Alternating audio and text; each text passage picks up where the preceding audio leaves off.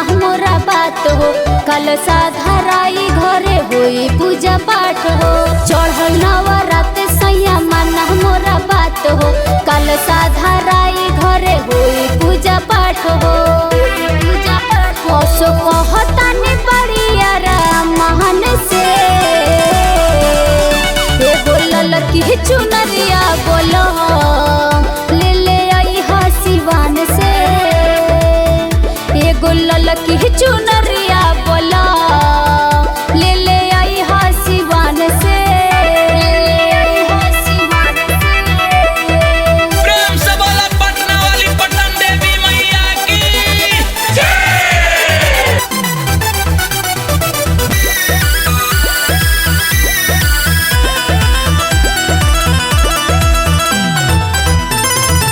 कोहरू से काला समा गाले ले बानी। बाबा के खबर भेजा वा देले बानी।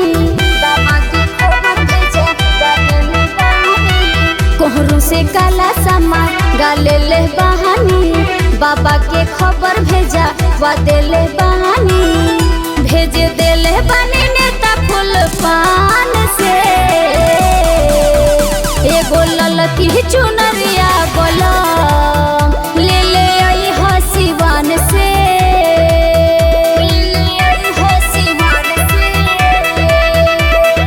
बोला बोला अदलपुर वाली शीतला मैया की। प्रेम से बोली थाने वाली मैया की